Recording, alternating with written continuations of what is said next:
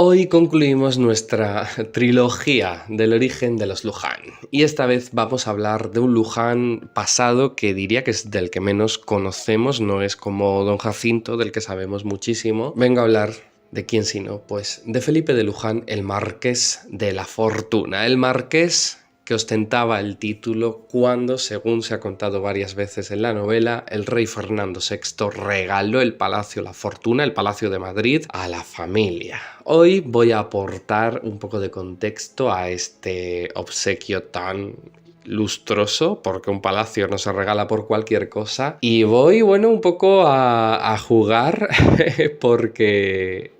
¿Qué pasa? Que la época en la que esto ocurrió es casi la misma que la de Valle Salvaje. El rey Fernando VI murió en 1759 y Valle Salvaje se ambienta en 1763, apenas 4 años después. Por lo que estad atentos porque si veis las dos series, quizá veáis que hay aquí algo de Valle Salvaje. Lo mismo, don Felipe, en su estancia en la Villa y Corte de Madrid, se cruzó con alguien que podemos conocer de la serie de la que formo parte.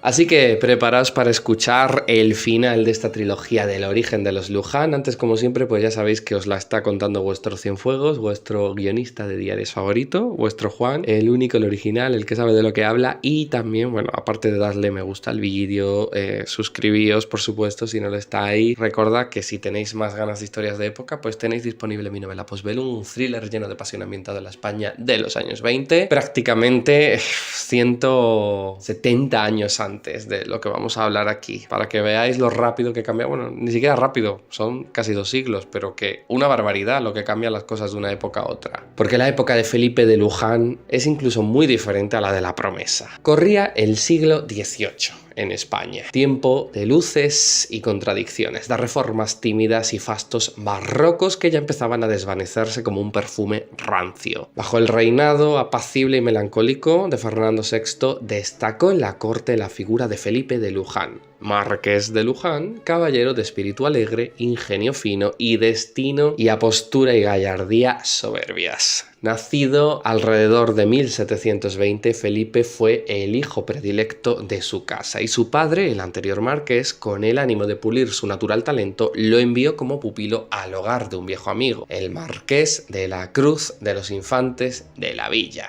Ya os puede sonar un poco este título, no solo porque hablamos en su momento de que quizá era un ancestro de nuestra querida Jimena y de los duques de los Infantes, sino porque se trata del título que en Valle Salvaje ostenta el padre de Leonardo de Guzmán, uno de los personajes predilectos de la audiencia, interpretado por Julen Katzi. Por fechas, pues no sabría decir si estamos hablando del padre o del abuelo de Leonardo, pero que alguien de su familia es el que hospedó a Felipe durante su juventud en Madrid. Allí, en la urdimbre palaciega, Felipe se formó en las artes de la cortesía y el gobierno de sí, compartiendo su mocedad no solo con el hijo del marqués, sino también con herederos de otras casas ilustres como José Luis Gálvez de Aguirre o su primo Domingo, hijo y sobrino respectivamente del conde de Maldonado, don Antonio Gálvez de Aguirre, además de también con las bellas hermanas Pilara y Mercedes de Félix y Bolaños.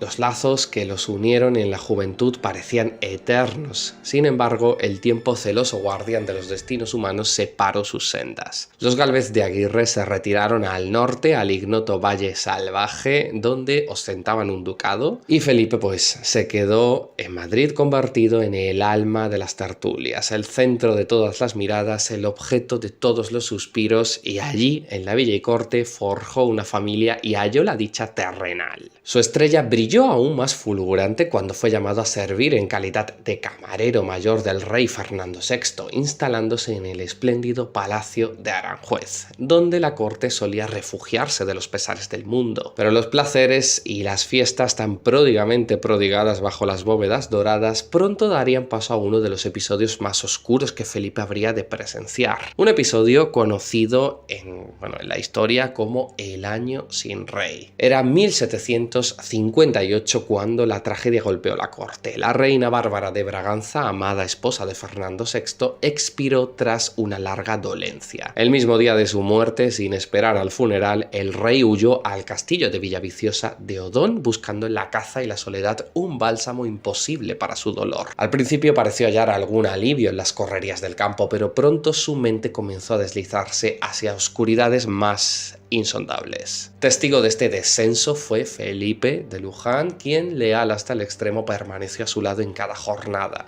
Observó cómo su soberano, antaño tímido y bondadoso, caía presa de furias inexplicables y terrores insensatos, según dejó escrito el doctor de la corte Andrés Piquer. Al parecer, el monarca padecía temores sumos, creyendo morir a cada instante, ora porque se sentía ahogar, ora porque imaginaba que lo despedazaban interiormente, ora porque presentía un accidente fatal. Y es que la conducta de Fernando VI degeneró en bizarras extravagancias, mordía a sus asistentes, fingía estar muerto o transformado en fantasma, reía desatinadamente y corría por los pasillos en ropa interior, negándose a descansar incluso en su lecho real y pernoctando sobre sillas o taburetes. El mismo Felipe en no pocas ocasiones hubo de soportar mordiscos incluso y ataques violentos, atrapado en el delicado dilema de un servidor que no podía contrariar al rey ni defenderse sin incurrir en traición. Desde Italia, el futuro Carlos III, hermano de Fernando VI, clamaba por el uso de una violencia respetuosa para reducir al monarca, aunque, como ironizó el propio Felipe, nadie atinaba a definir cómo se aplicaba la violencia respetuosa ante un hombre que acababa de morderte la nariz por muy rey que fuera.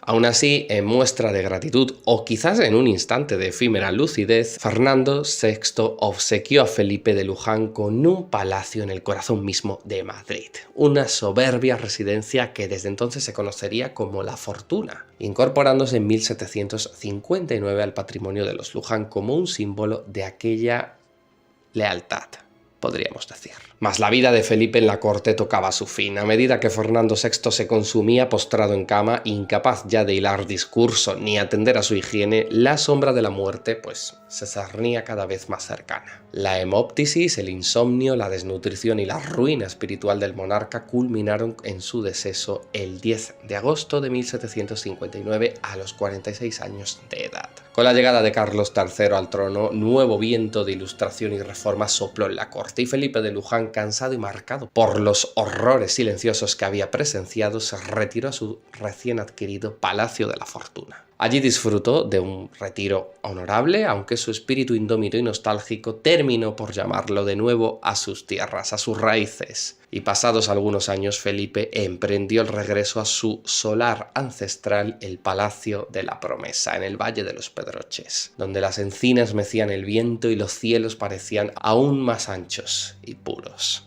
Allí, entre olivos y los riscos de su estirpe, el Marqués de la Fortuna concluyó sus días, lejos del tumulto de la corte, fiel hasta el final al juramento que había guiado toda su vida: servir con lealtad, resistir con dignidad y recordar siempre que la fortuna, como la gloria, es efímera como el soplo de una promesa. Con esto termino mi trilogía del origen de los Luján, desde los primeros que ostentaron un señorío y el nombre de la familia, pasando por el origen de la promesa y ahora por el marqués que consiguió el Palacio La Fortuna. Esta saga de los inicios de la promesa, pues la verdad es que ha sido guay hacer estos 3 vídeos. Yo espero que os hayan gustado los 3, sobre todo, bueno, este me gustaba porque era el más histórico de todos y el que además tenía sus conexiones con Valle Salvaje, serie que no os podéis perder porque está para quedarse, vamos, con las patas colgando ahora con todo lo que está pasando. Y nada, que me digáis en los comentarios lo que me queráis decir, me